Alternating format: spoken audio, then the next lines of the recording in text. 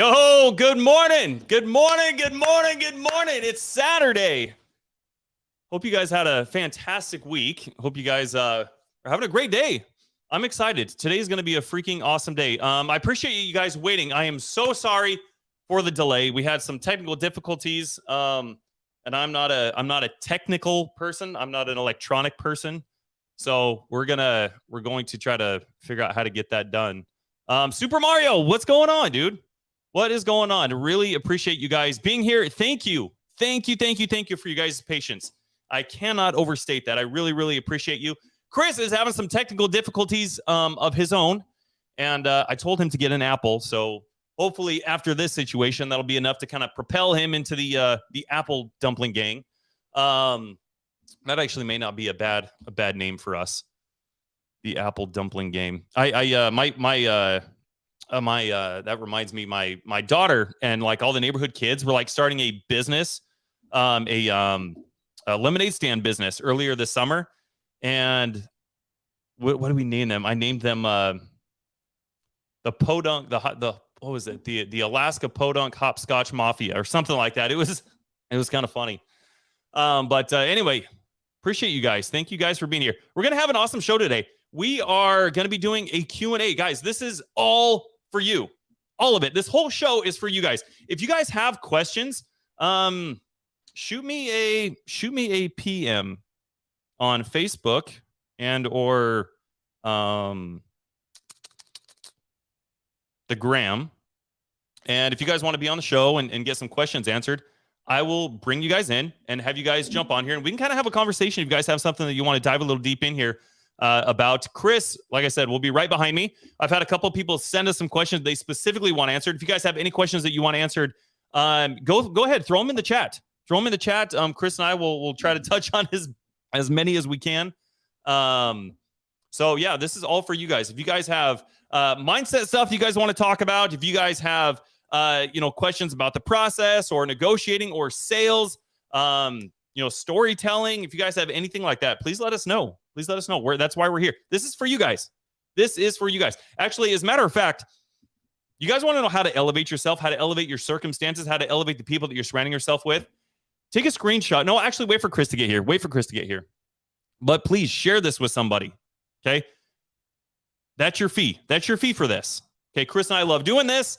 Your fee is to share this with somebody. If you guys are getting value from this, Chris and I have been doing this for, I think, maybe a little over 3 months or so now.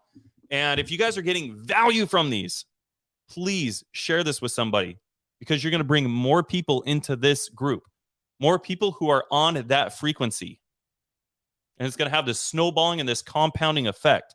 And you're doing it for you. That's how we all got into, that's why we're all here, right?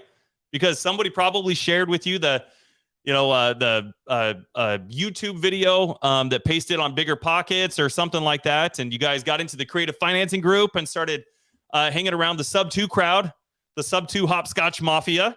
And, it's led you to here. And we got this amazing community. Because if there's one thing that I've learned is the one thing that's going to aid in your success, the biggest thing that will aid in anybody's success is not education. It's not your willingness and your drive to succeed. It's not having an ambition or goals or a desire or a dream or anything like that. All those are good. Okay, I'm not downplaying that. All of those are fantastic. But if there's one thing that's going to aid in your guys' success, sorry, man, my wife, my whole family's all like sick now, so I'm trying not to do a lot of coughing into the mic. I woke up feeling weird this morning. But if there's one thing that's going to aid in your guys' success, it is going to be community. It's going to be community.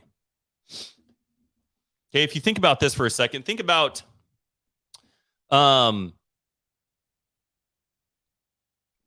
back in the olden days, like the olden days.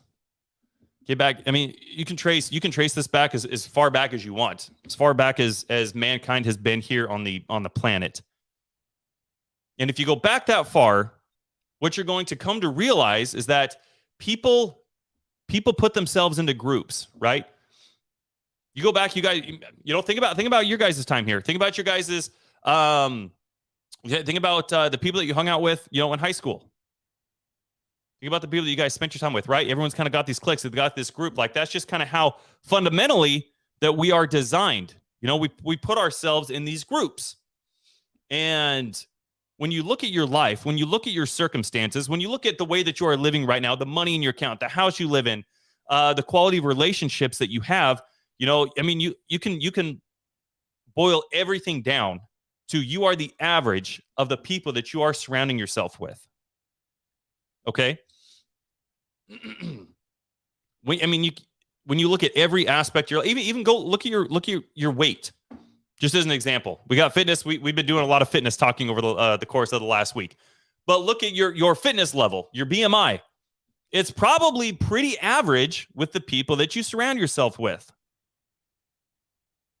When you look at the money in your account, it's probably pretty average with the people that you surround yourself with.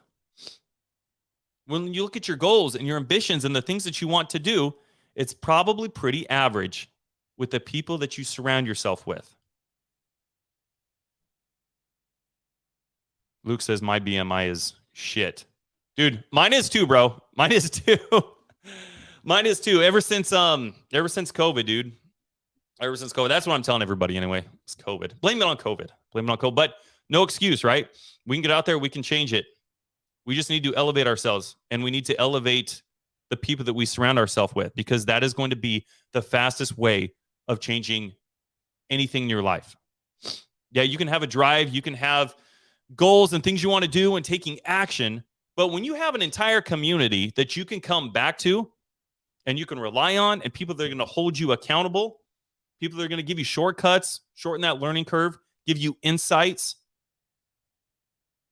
that's going to be the best and fastest way to doing anything.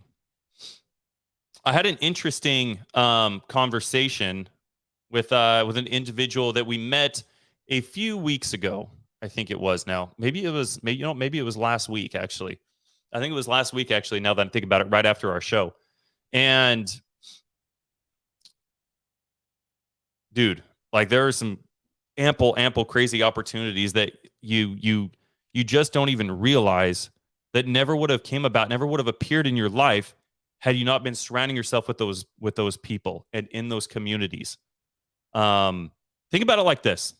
Everybody, I'm assuming everybody's in a room right now of some sort, whether you're at the gym, whether you're on your couch in your PJs, or whether you're at the office grinding. Do me a favor real quick. I'm going to give you 5 seconds. And I want you to look around your entire room. Not right now. Not yet. I'm going to give you 5 seconds. I want you to look around your room. Okay, and I want you to count as many red things as you can. Okay, ready, go. 1, 2, 3, 4, 5. Okay, stop. How many of those things did you count? Put them in the chat.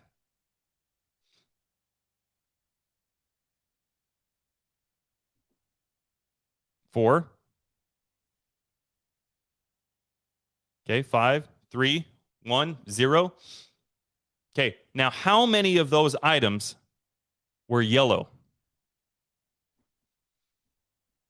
You're probably sitting here like, well, Jesse, I wasn't looking for yellow. I was looking for red items. Those yellow items, guys, represent opportunity. Okay, just because you weren't looking for them does not mean that they were not there. And when you acknowledge that, and when you've reprogrammed your brain to continuously start looking for opportunities like that, you're going to see them everywhere. And that stuff is only going to be amplified if you're doing it collectively. If you have everybody if you got 4 or 5, 10 friends that you guys are very close and very niche and very intentional with, I mean, just think about the possibilities are literally endless. So as you guys can see, that's Chris and mine's logo up in the top right-hand corner. Third Mind REI. Let me share something with you guys. Let me share why this is so important. I mean, important enough for us to even name our business after this concept, okay? So everybody knows who Napoleon Hill is. Let me read you guys a little blip out of Think and Grow Rich. Okay. And it's from a little thing called the mastermind principle. Okay. So the mastermind principle is the coordination of knowledge and effort between two or more people who work towards a definite purpose in a spirit of harmony. No two minds can ever come together without thereby creating a third, invisible, intangible force, which may be likened to a third mind.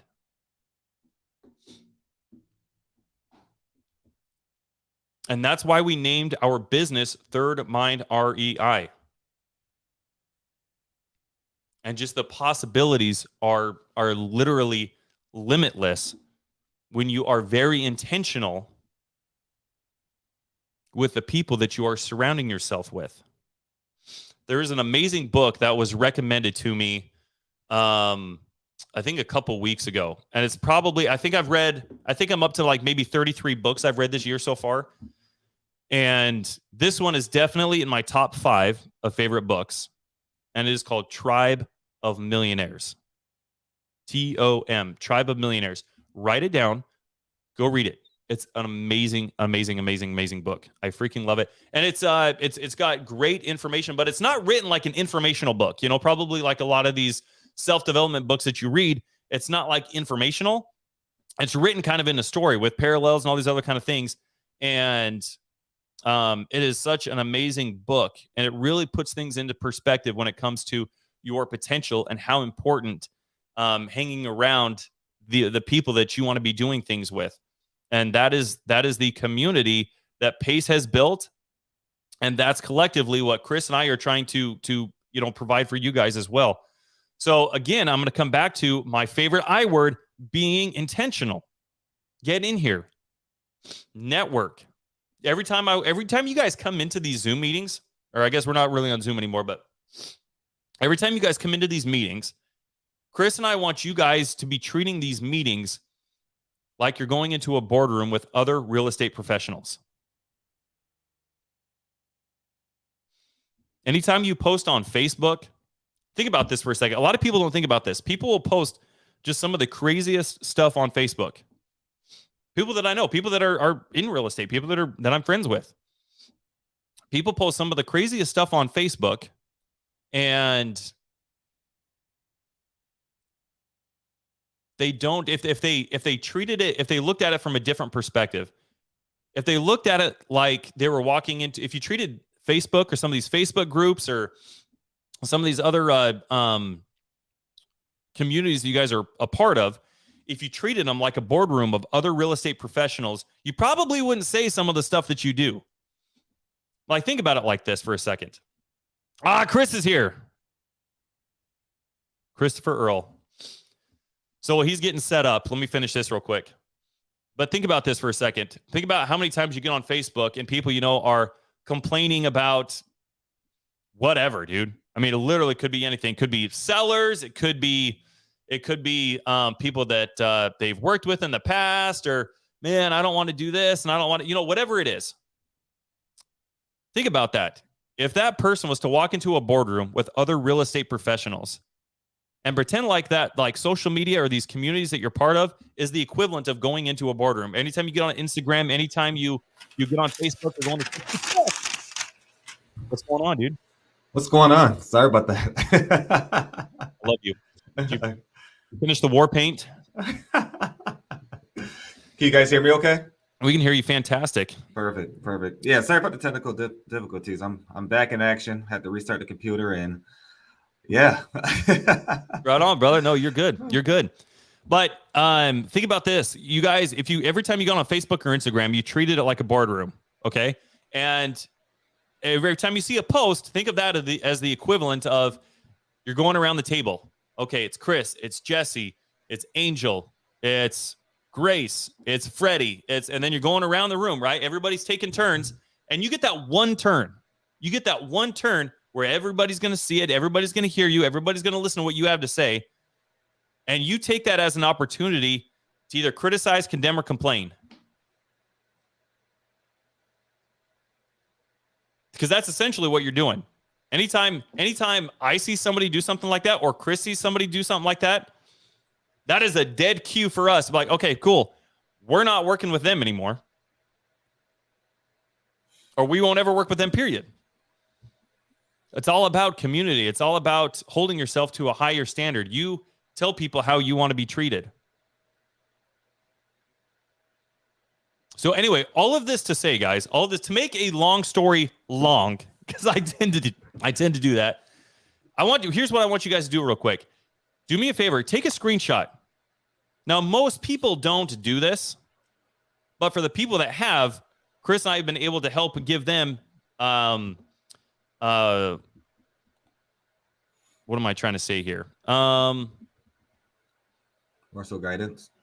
Guidance, because we see people taking action. We see people wanting to be intentional with their time and to collaborate with each other and be a resource and take what they're learning and give that to people who are a chapter or two behind them.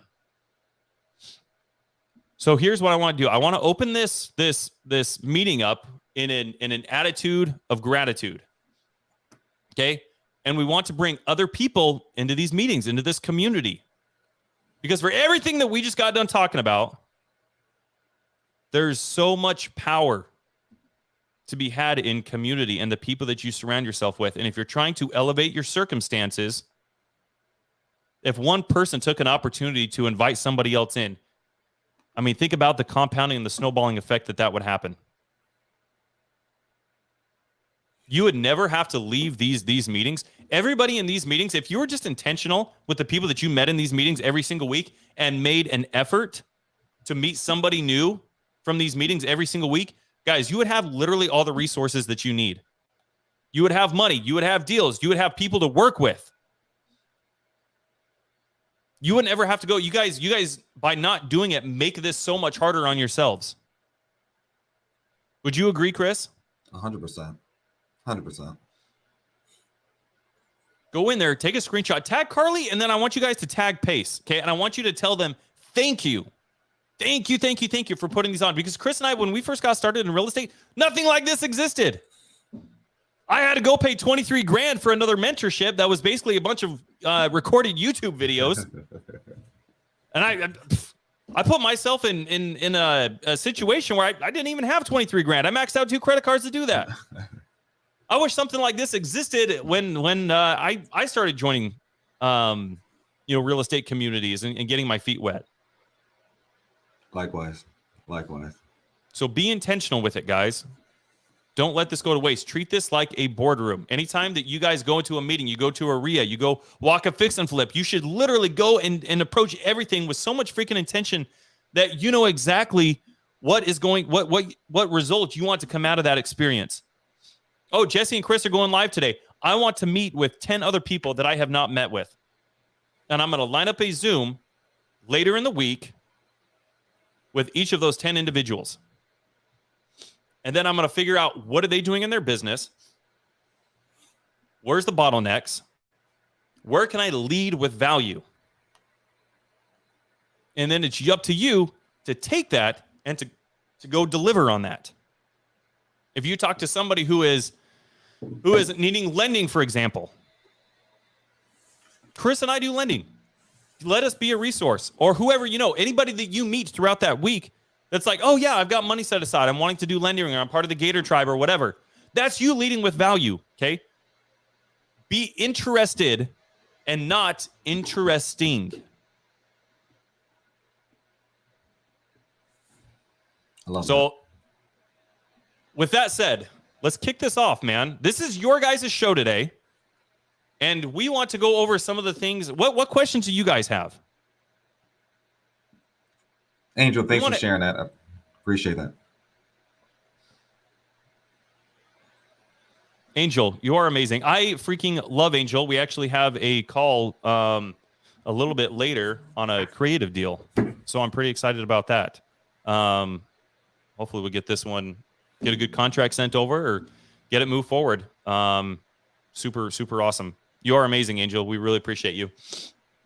Guys, if you guys could do us a huge favor and go to the Creative Finance group. For some reason, the StreamYard is still not working in that specific group. Can you let them know they either go to one of the YouTube channels and or our personal Facebook channels if you can.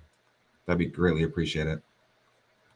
We make sure next week that everything's back to normal, but we're not for sure exactly what's going on on the StreamYard end.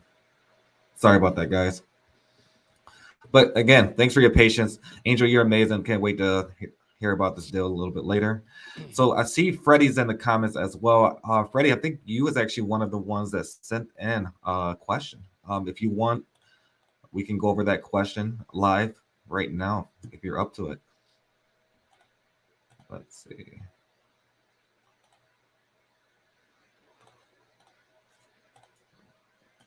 And actually, I believe I have the questions here. It was one from Freddie. And let's do a double check right here.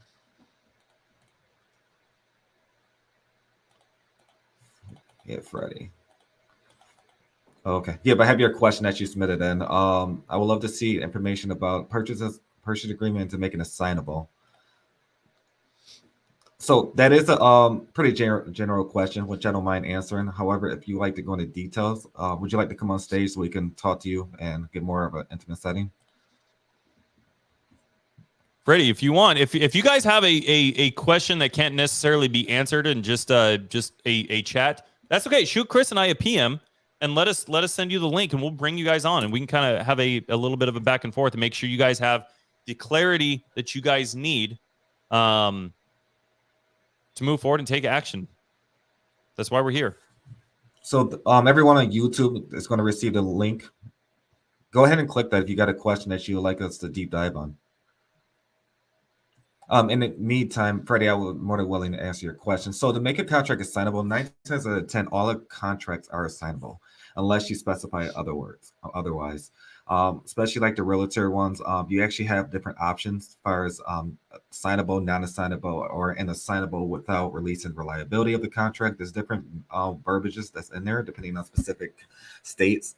However, 9 times out of 10, all contracts are assignable, and or if you're not for sure, just put your LLC or your personal name. Always prefer to put your LLC on the buyer's line along with the wording and or assignee and or assigns.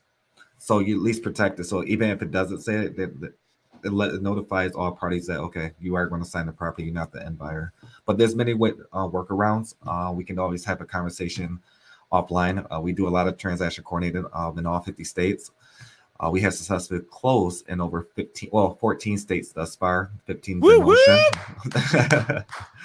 So, including Alaska, guys, and they said that it could not be done. That is very true, including Alaska.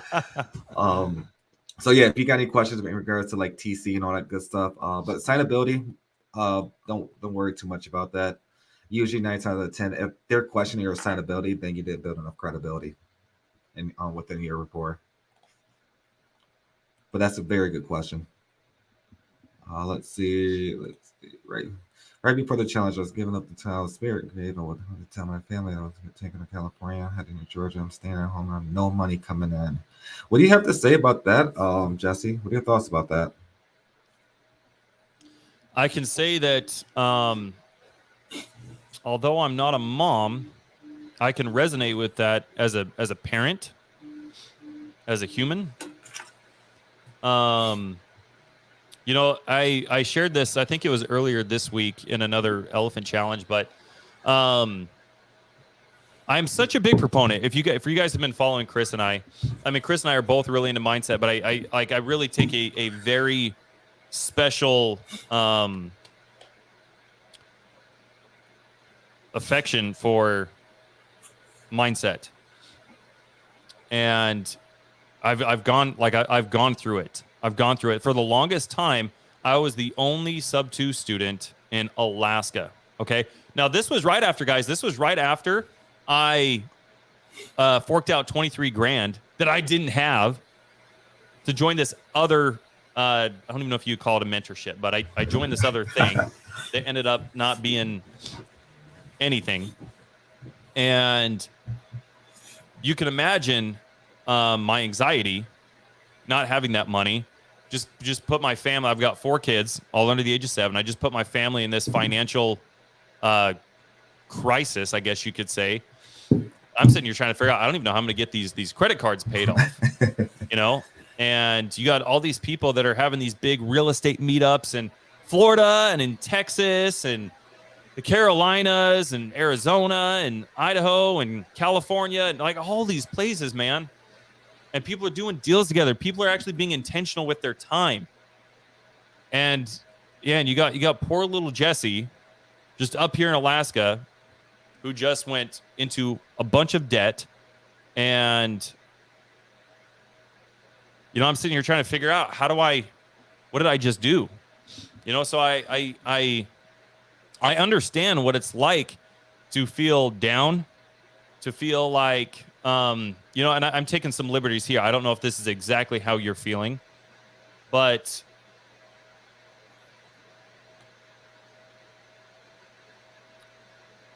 I felt like I was a nobody. I felt like who am I? Who am I? How am I going to change my stars? How am I going to learn all this stuff? Because I grew up in an average household. I grew up in an average town in Ryrie, Idaho. It was an average school. I had average friends. I was completely average. Who am I to do all this stuff? Jesse's a nobody. And so just these mental battles that I would have with myself all the time. And then, like I said, being up here in Alaska, not really having a community up here at the time. I mean, it was devastating. It was the hardest thing in the world. And so I thought this was my ticket out, because at the time I was in the military and, I was tired of going on deployments. I was tired of going on TDYs. I was tired of constantly moving and doing all these things. And I thought this was going to be my ticket out. But then I started working on my mindset, and just to keep this shorter than I was going to, but I started thinking to myself, what if I could become that person I was capable of becoming? And then I started hearing different perspectives on people who were where I wanted to be. And I heard a story from Pace actually, probably a month or two ago, and I'll share this. I'll make this just really quick.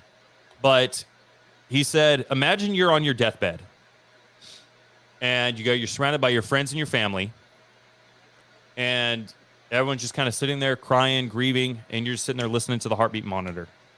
Okay, and then the heartbeat monitor starts gradually slowing down. Beep, beep. Beep, beep. And then right when it's slowing down, the nurse comes in and she hands you a vial. And this vial will give you 1 extra day. And you're like, yes, give me that vial. And as you're about halfway down with that vial, the nurse then tells you, oh, by the way, it's not an extra day that you get. You have to go back and you have to relive a random day in your life.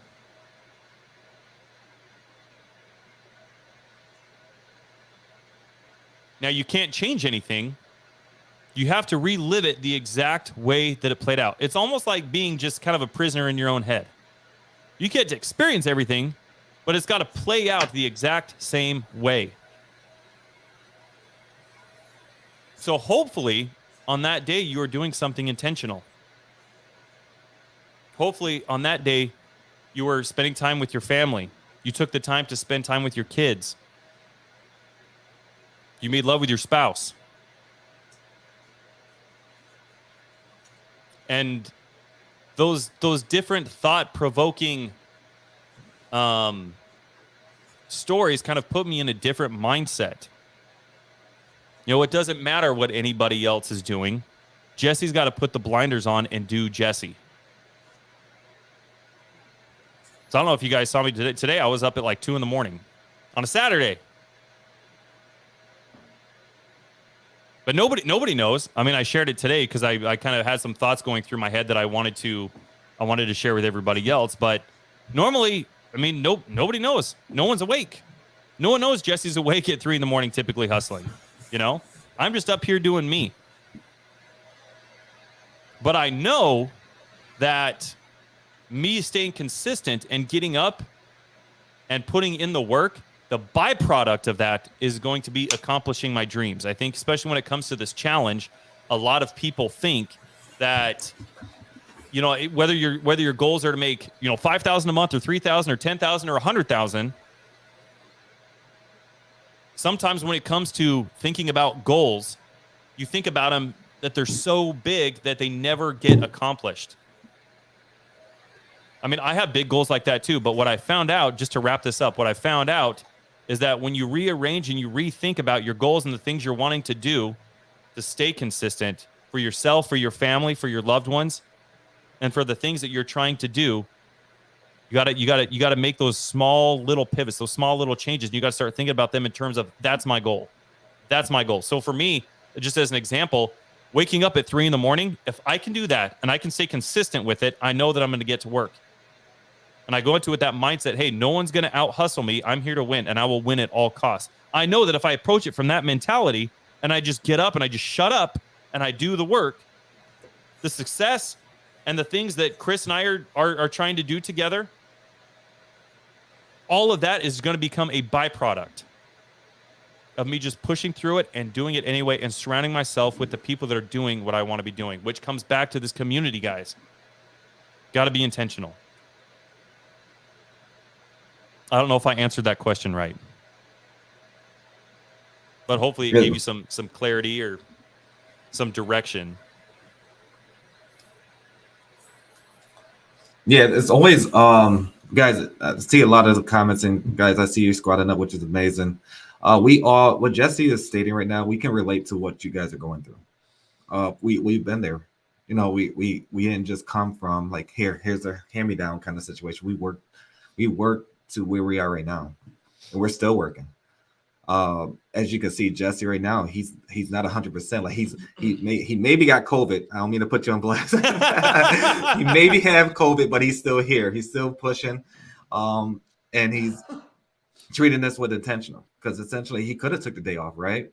But no, he still got up.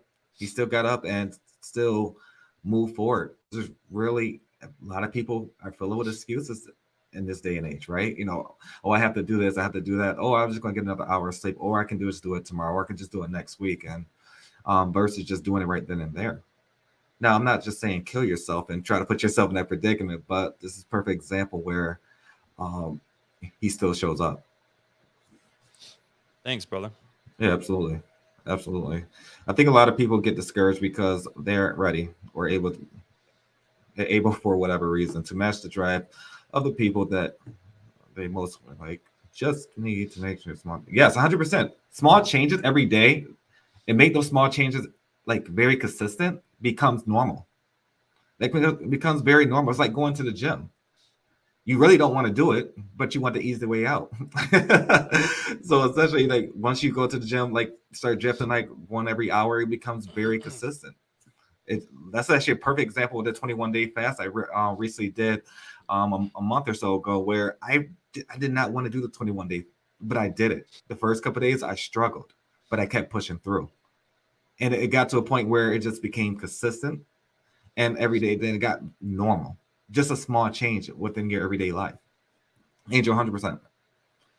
Yeah, thank you for sharing that. I totally agree with that. I think that's the reason why most people, fall off the wagon, so to speak, with what they're doing, is just because they're not willing to make these, like they let themselves get overwhelmed. Think about it like going to the gym. We'll just stick with the gym theme and all this kind of stuff, because we got Thanksgiving coming up, we got Christmas coming up, and then what happens at the first of the year? Everybody's putting out fitness goals, right?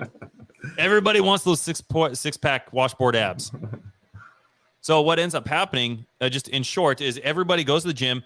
The first 2 or 3 weeks, it's packed. And then what happens? Everybody drops off because life happens. They get sore. They got stuff going on after work. They have to stay late for work. They've got ballet recitals and all these other kind of things going on, right?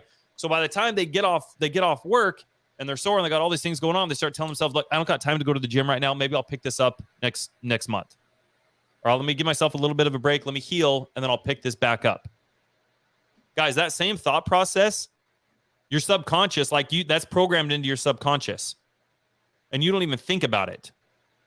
You get home from work, if you got a W-2 and you should be putting out 5 offers a day and you're like, man, I've got family, I got this, blah, blah, blah, blah, blah, blah, blah. Your subconscious is telling you, you know what, I'm going to take this week off. Like, I'm going to pick this up next week. That's the exact same reason why you're stuck in the exact same position. Because you're not being intentional. You're allowing these small things. So instead of thinking about it like this big, massive thing you got to undertake, like I've got to have buyers, I've got to submit offers every day, I've got to do the paperwork, I've got to blah, blah, blah, blah, blah, blah, blah. I got to contact title companies. You got to do all this stuff, right? It can be overwhelming.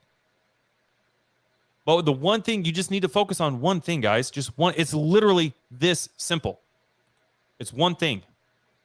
You need to focus on putting your 5 offers in every single day. And if you get home from work and you got all this stuff going on, then you need to get your ass up a little earlier. Absolutely. Everybody wants to be successful. Nobody wants to work for it. You guys need to put yourself in the CEO, in the mindset of being a CEO of your own multi-billion-dollar real estate investment firm. If you were to take on that title and have billions of dollars just in your account right now, are you really, when you got an entire organization and company that is depending on you, are you really going to tell yourself, oh, no, I can't get up at 4. I can't get up at 3. I can't do that. You guys got to realize you're going to be a millionaire and a billionaire in your head long before it ever manifests in its bank account. And it starts with these little things that we're talking about.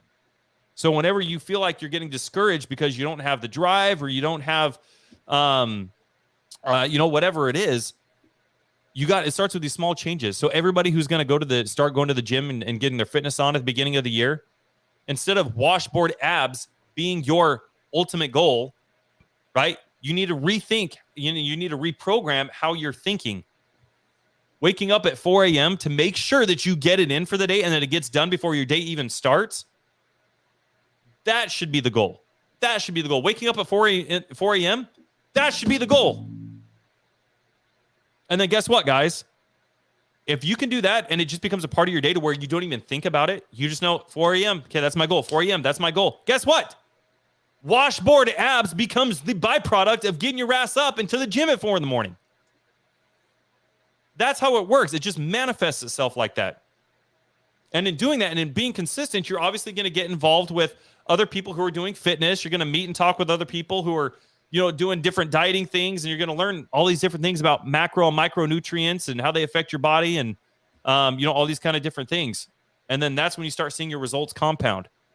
So just like here, just like coming to these meetings, if you're intentional with the people that are here and you're surrounding yourself with those people, that's going to be the biggest aid in your success. Thank you for the comment, Kevin. I appreciate the love, brother. Yeah, absolutely. And I do want to answer this one right here. We are streaming on Facebook as well on our personal pages, YouTube, the Elephant Challenge Show, which is a separate YouTube channel. Again, sorry for those who joined in late. Specifically, we had a technical difficulty with our StreamYard, so we wasn't able to stream within the group. So we did still proceed, but sorry for the delay on that one. But Angel, we definitely appreciate you, man. Kevin, thanks for the kind words as well. And Danielle, I love this challenge. Sub 2 family and pace. I know my life is about to take a serious shift. 100%, man. When I say the words can't really describe the changes that happened in my life over the last 2 years, just even starting to build business and not just one. I got several businesses right now, and they're all doing well, right? And the fact of a lot of people don't know, like even my previous, I guess they're acquaintances now, but my old friends and family members, my current family members, they don't know what I do, right? They think I'm in real estate, which is phenomenal. And Jesse and I have a lot of conversations about that because yes, we have our business, but when people hear about real estate, the first go-to is they're a real estate agent, right? They don't know a lot about the investing side. They don't know that you can buy a business and all these different things, but there's so many different avenues you can go, and a lot of people just don't know. But when I joined Sub 2, my life changed. Like as Jesse said, he spent about $23,000. I spent money as well in other mentorships, which I'm not going to mention. You guys may not know, but I was joined 2 other mentorships before PACE. And if I would have stayed in those mentorships, I'd probably be struggling. full disclosure, full disclosure, I'd probably be struggling, right? It's just a matter of when I joined Pace, my business skyrocketed, and not just because of Pace. Yes, Pace built the mentorship, but the community behind it. Now I can close a transaction all 50 states easily, comfortably, without even thinking about it. I'm fearless. Like there's not a lot when it comes to real estate and doing transaction. It's not a lot of different things I get nervous about, scared of, or what that may look like because I have a community behind me, and not just me, but us as a business as well. And Jesse and I got here because of the community. We built our entire business. A lot of people don't understand. We built it based off the book Who Not How, and we utilize that principle. And where we got technically an ovation going on in Alaska, which we're dealing with those obstacles in regards to like contractors and all that good stuff. But it's always a learning process. These are great things we want to go through. We want to fail because these are things we want to teach you and coach, guide, develop, and things we don't want you to go through. And although it may not seem like it's good at this specific time, going through these hiccups, but 100%, we look for those things. Every day we look for those things. Like, what is the next obstacle that's going to come across our way? Where this is great. Now we know we can teach our team and guide them on how not to do what we did. And a lot of people understand, like, just go in there and just do it. Create chaos. Create so much chaos where you don't know what you could do. Like, if you make those 5 offers and the agent gives you a call back and say, we accept all 5 offers, don't panic. Give us a call. Give us a call. We can guide you through the next step. And again, within our business, we can do transaction coordinator. We can help with the lending aspect, whatever that may look like. There's so many different things we can help you, but I just don't want you guys to panic. We created our business based off obstacles we went through in the past, and now we trying to proceed to give you guys the opportunity not to go through that direction.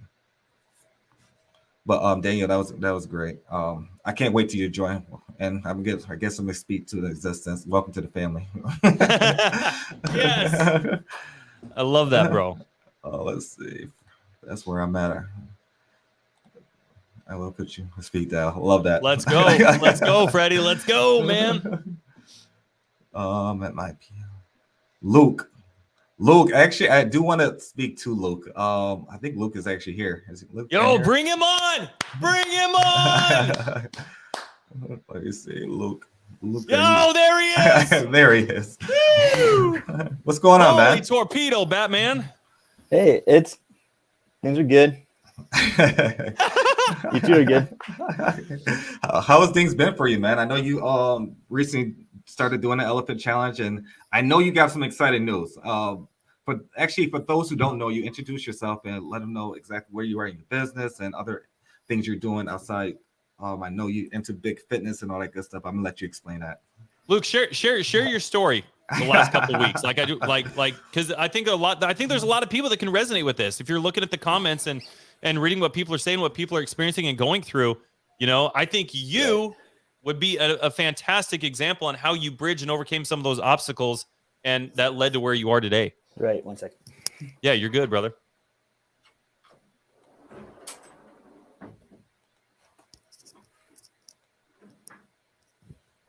Yeah. So let's see here. I've been doing real estate, I guess, for a long time, but not doing, right? Just kind of consuming a lot of content, paid for a lot of mentorships. Yeah. And then found out about Pace not too long ago, joined the Elephant Challenge and everything like that. Got privy. But then hate making phone calls. Absolutely terrifying. So it's like, you can't make deals if you're not making phone calls. So how long were you in the Elephant Challenge before you decided, man, I hate making phone calls, but I've got to make some phone calls? Like a month, 2 months almost. No, okay, at least a month. And then I've made a couple here and there, and they were terrible. It was horrible. I didn't know what to ask. I was asking basically whatever they had in the description of on Privy already. Well, let me ask you, what was the thought process? What was the turning point? Where was the pivot? You joined this challenge, and you're just sitting in the back seat for 2 months. Yeah. What happened? Well, what happened to where you were like, okay, now I've got to make this phone call? What was going through your head? It was more of just a mindset change. I started reading David Goggins' book again. I've read it before, but I picked it up again. They Can't Hurt Me by David Goggins. All hail Father Goggins. And so for that, it was just more of a mindset change. Getting my diet back on track, getting the weightlifting back on track. I mean, I was always going to the gym. I'll never not go, but it's more of like not being intentional with progress, right? You stick at the same weight for so long. And then my buddy started coming with me to the gym, and now we're throwing up massive amounts of weight just because the amount we push each other now. Like my nervous system is shot today because we were doing sets at 350 on squats. It was way too heavy. I can't think straight anymore today. And so just you reflect back on how I came to this point. Like I was never the smartest person in school, but I went, busted my ass, got an engineering degree. Everyone's like, "Oh, you got an engineering degree. You must be super smart." No, not really. Just instead of drinking, I went to the library, right? That's how I got the engineering degree.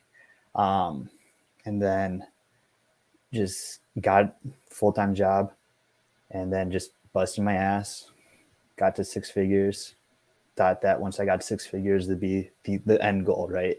And I was like, well, this isn't shit. And then it was like, I was getting into real estate and, reading about everything you can do in real estate. And then I was like, here we go. Now let's get this 100K a year to 100K a month. Man, how do you do that? And then I've always had this thought in my head of like, get to 100K a month.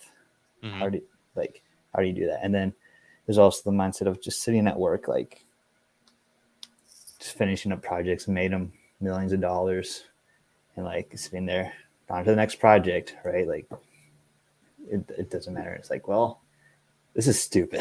Like I don't want to be here. So I typed up my resignation letter and I scheduled it. Well, the first one was scheduled for 2024. And I was like, and then I talked to you guys and I was like, screw this. I made it 2023. So that's my plan. And I look at it every day. And it's basically, I'm scared to make phone calls, but I'm more scared of being average. Dude, I freaking love that. Thank you for sharing that, by the way. Thank you for being vulnerable and open and transparent. Because even with a lot of the stuff that you were saying, dude, like I can resonate with that. You know, I grew up in an average household. I had average grades, man. I legit, no kidding. For the majority of my life, I legit thought this. I thought there was dumb people and there were smart people, and I was somewhere in between. Yeah. Nobody ever taught me how to get in there and how to study and that, hey, I could do these things. I thought for my entire life that I would struggle and that I was not that person that was capable of doing these big and amazing things and helping people. And so I love that you shared that. Thank you, because I feel like I can definitely resonate with that. And I feel like there's a lot of people watching that can also resonate with that, you know, and some of those thoughts are the only thing that's keeping people from moving forward, is because they don't think that that's the type of person they can become. And those thoughts are literally what's holding you back. The only thing that's holding you back. You don't need money. You don't need nothing. So anyway, continue real quick, because we talked a few weeks ago, and the first time we talked, you said, Jesse, I'm excited. I'm getting ready to put in my first offer next week. Yep. And what happened?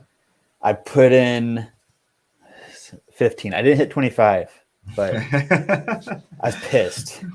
Still now you have a family and stuff like that, right? But listen, dude. Yeah, I got that's 15 more than you were trying to go into the week with. Yeah, 14 more. Yep. That's crazy, bro. And you did it with a family. You did it, you know, with the W-2 and all these different things. You made time for it.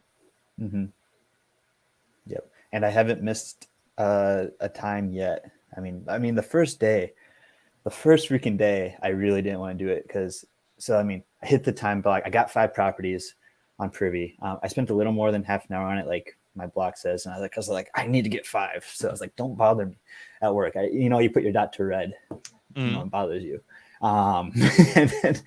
And then I found like a couple more. I was like, yes, I did. I got 5, and then it was just a busy day at work, and I got home, and I was just worn out, and then started getting migraines and stuff. I get that every now and then, and so I was like, I don't want to call. And I was like, this is the first freaking day. Like, if I don't hit it on the first day, I might as well just dig my freaking grave. Like, I'm never going to become anything. So I turned off the lights, and then I dialed on the phone, called 5 inches. The conversation sucked. I'm not going to sit here and be like, oh yeah, I closed these deals, and when I didn't want to. No, none of them they're not even good offers. They're absolute crap. They made sure to let me know that they were not good, but I just don't care. So you dive into this, bro. You're taking massive action. You're putting offers in, and you typed up your resignation letter. Yes. And you went from 2 years out to 6 months out. Yeah. What's going on? Like, what are you thinking? What's going on in your head right now? How do you pivot? Because that's a lot of what people are asking is like, hey, what if I don't have the motivation that some of these people have? Like, how do I make this pivot? What is your thought process? I would when you say you're reading books and me and you talk all the time, we're sending each other back and forth these different, motivational things and different, concepts and things like that to think about that spark thought and imagination. Like, what is it? Like, give us some insight here. Give us something tangible or a thought or something like that everybody can take with them and be like, oh my gosh, wow, this makes so much sense. I can resonate with this. Let me try this out so I can pivot like Luke did. I will say, first off, motivation is shit. It'll leave. Like, you can be motivated, but then the next moment you won't have it. So what's more important is discipline. And I got my time blocks, and I know what I have to do in those time blocks, and I make sure I am focused and I hit it. It may not be the best performance every day, but you go to the gym. I can't, I'm not going to be able to squat. My legs are freaking shot. I'm not going to go squatting on Monday, right? Like, it's just shot, but I'm still going to go. Maybe not squat, but I'll probably squat. But that's just because I've been lifting since 7th grade. But it's more of the discipline that you need to make sure that you're hitting it every day. I love that. A routine, because sometimes you'll have the motivation and the discipline, and then that's a dangerous combo. Oh, absolutely. And so, this morning I found a badass property that could be an Airbnb. And I met a private money lender. We used to live together, and now he lives in Florida full time. But he knows I'm in real estate, and we were talking. He's like, "You're gonna be he's very successful already, right?" And he's like, and I was like, "Yeah, I think I'm gonna quit my job in 2023." And he's like, he called me. He's like, well, you better fucking do it, or I'm not talking to you or giving you any money. Pressure's on.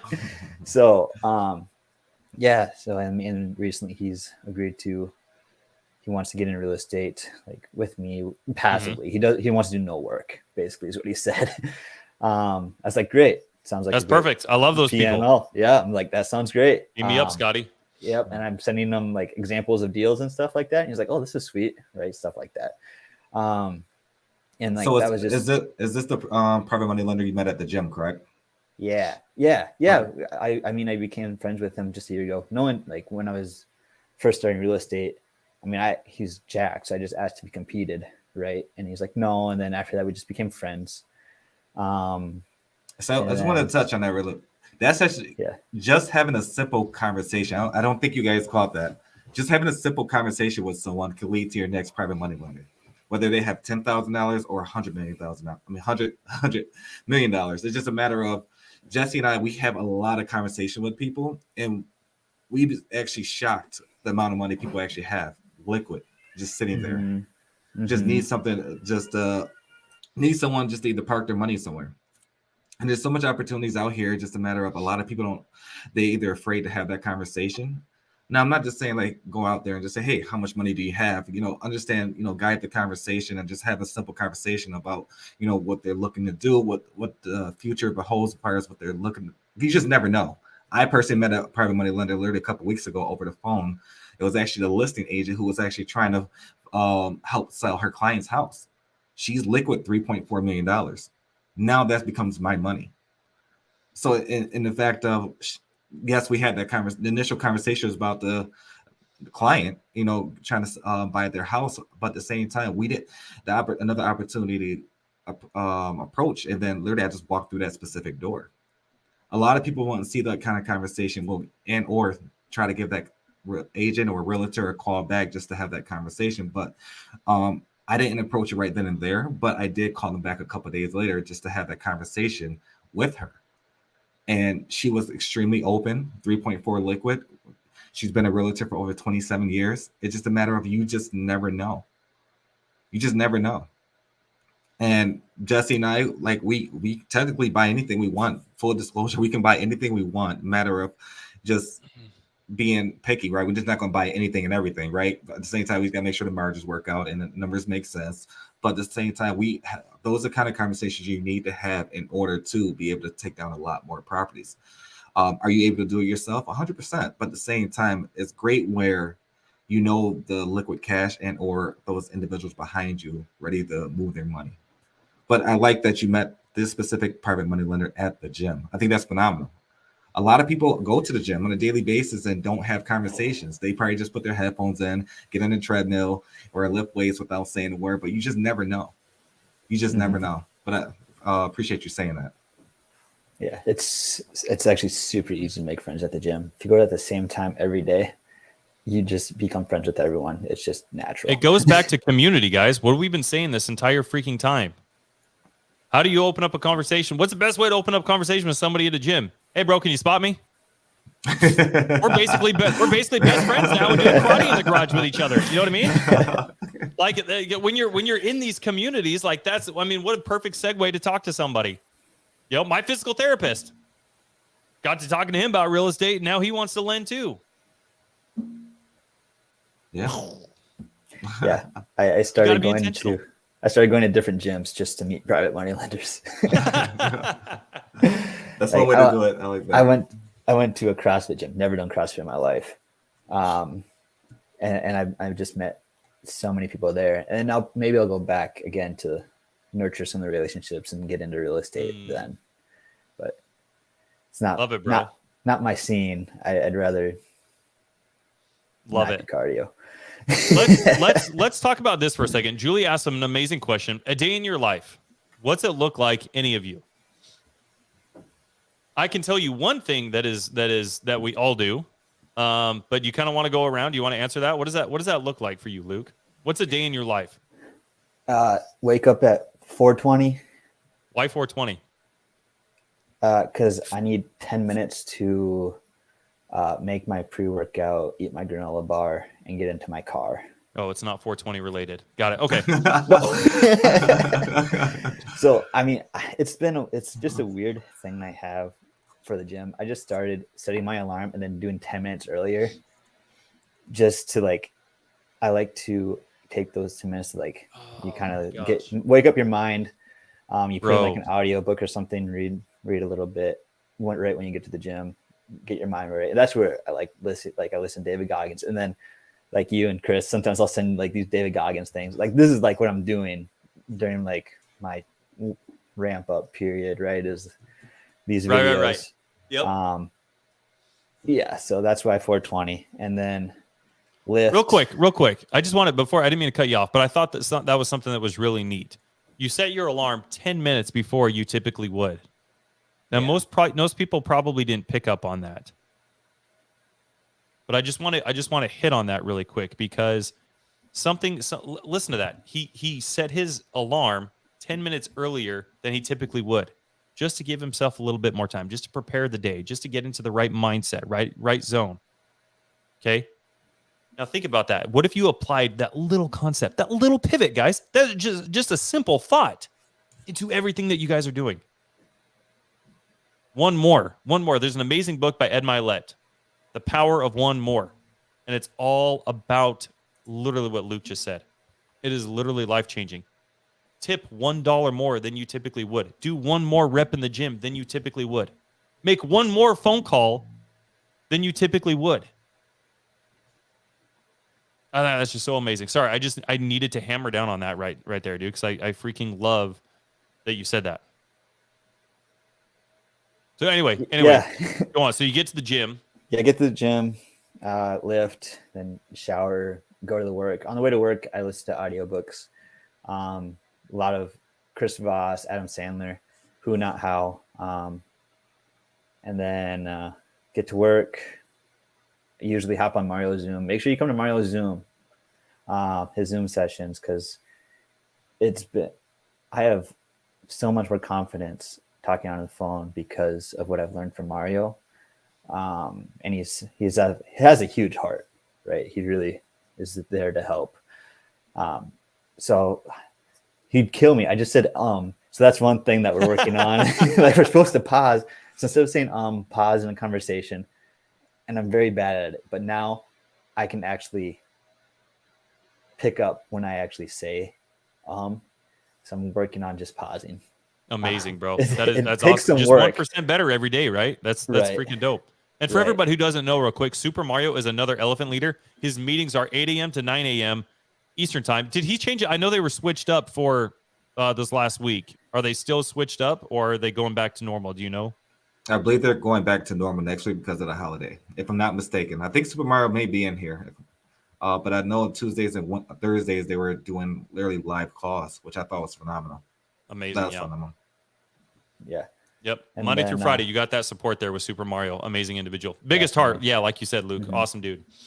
So anyway. And so then start working. I work as an engineer. So I don't have a lot of downtime, right? It's not really at my computer all day either. So it's working as an engineer. Then at 12 o'clock, I have a time block in my work schedule in every calendar to search Privy for deals. So I go on Privy, search for deals, and even I'm still even trying to get into the mindset of, even if it doesn't look like a deal on Privy, I only have so much time. If I found this house and I realized, this isn't going to be a great deal, I should still put it on my list and make the call, because you really never know. And because my time is so precious that I shouldn't. That's something I'm starting to get better at, because before I'd find one, it's like, no, it's not a deal, and move on. And all of a sudden I've only found one property, and it's like, well, that won't do. So even if it doesn't look like a deal, make the call anyway. And then even if it's not a good deal, ask the agent if he has any pocket listings, or if he comes around any investor friendly homes, or if he knows any homes with low equity, something like that. Right. Yep. So then even if it's not a good deal, I can still have someone to call. And then after that, go back to work until between 4:30. And then I have a hard out at 4:30 that I'm in now. Like, I straight up told my boss, you keep me past 4:30, I'm quitting. Like, I got to go make some money. So he knows I'm in real estate and stuff now. So then at 4:30 I leave. It's about a half-hour drive. So then listen to the audiobook again for half an hour, get home, and start making calls to the list I have for 1 hour, make the calls, and then eat dinner, play with the kids, put the kids to bed. And then once the kids go to bed for half an hour, I'm writing up the LOIs and sending those out. And then it's about 8. I try to get the kids in bed by 7:30. So then 7:30 to 8, writing LOIs, sending them out. And then from 8 to 8:30, I like to read, stretch, or like audiobook and stretch right before bed. And then I go to sleep at 8. Usually it actually ends up being like 9, just because sometimes it's not exactly time. But then I try to get close to 8 hours. It rarely happens, especially because kids wake you up in the night and right. You're Dude, not. I love that. I freaking love that. You have a guy who has a W-2. He's basically Bill Nye the Science Guy. He's doing some awesome stuff. And yeah, made a heart stuff. And he's doing this like no excuses. What are you putting in? I know you said you put 15 offers in on that first week. What are you up to on an average now? Are you still kind of averaging 15? Yeah, it's about 3 a day because I'm trying to get to 5 in that half-hour period. Let's say a day a week with the comping. Yeah, it's sometimes I can get 5 in a day if I take a little extra time, but usually I can hit 3 in half an hour pretty easily. Okay, on the dot. Okay. So dude, why don't you have we got people watching this on YouTube and on Facebook. I guarantee somebody in their day has an extra hour to help you get 2 more of those in. What do you have to lose? I'll call them. I have no fear now. I'll call anyone. Not doing that? So what do you need? What do we need for you to be able to get 5? Do you just need somebody else to go into Privy and to find those deals and to comp them and then send you the information so you can call the realtor? Yeah, just 2 more. Guys, I'll call them. That's it. Guys, I have. This is literally this easy, guys. If anybody has an hour out of their day to find 2 more properties for Luke every single day, and then you can email Luke those properties, and Luke will make the phone calls. Luke will build a relationship with the title companies and with the agent, and then you guys work those together. And then guess what? When you get it under contract and you need somebody to TC, Chris and I can do that. Or if you need buyers, Chris and I can do that. If you need earnest money, whatever, we can help you with literally everything. But there's no excuse for everybody in here to not be doing 5 offers a day. As you guys just see, we literally just got Luke to that. Luke, you're going to get 5 every day next week now, right? I mean, if people are willing to help, we can do more than 5. Like, let's do it then. Let me introduce you. I'll introduce you to Angel afterwards, since she's. I know Angel. Oh, you know Angel? Oh, there you go. She's in the Mario group. She's a stud. Yep. She's amazing. So this is perfect. I'm sorry to cut you off, Jesse. Nope, go ahead. AB, is it AB? I'm sorry, guys. If you could put your first name, last name, that'd be perfect. But Mr. and Mrs. Dawson, can I JB with you, Luke? Yeah. How can people reach out to you? How should everybody reach out to you, Luke? I put my cell phone number in the picture. It's not showing up now, I think, because of the comment. But yeah, 763. Oh man, that's embarrassing. I was trying to put my IG too, but I just typed my cell phone number again. No worries. Allison, thank you for doing that. So Allison would like to JB with you. Allison, his number is right there. His Instagram is also not as Angel. You want to shoot Luke a text as well? If you follow me on IG, you're probably going to get David Goggins videos. So just beware. We're in right company then. Perfect. Thanks, Allison. Freddie, what a great idea. Nice. Let's see. Renee. So I did want to answer Renee's question. Renee, you had a phenomenal question. I think you sent it over to Jesse, if I'm not mistaken. It was in regards to what's a title, what's deed, what's a loan. I'm assuming that you probably asked a question just to get familiar with the verbiage or terminology within real estate. That's totally fine. But I just needed clarity on exactly what your question was specifically. Do you want it, Chris? Do you want to just kind of go over maybe what the difference is? Yeah, absolutely. That's what. And then if it's not that, she can kind of clarify a little bit. Yeah, absolutely.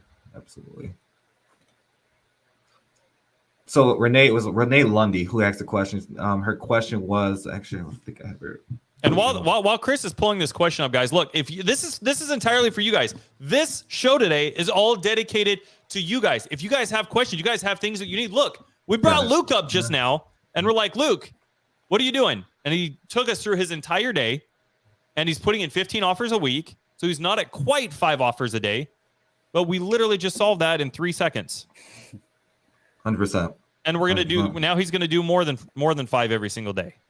So Renee Lundy, if I'm mispronouncing your last name, sorry about that. Renee Lundy, her question was, who holds loan, title, and deed, and the legal difference between all three? So all three are different. I do got to say all three are definitely different. The title is basically a legal concept of like more so the ownership of the property, and more so the deed is like the transfer of ownership.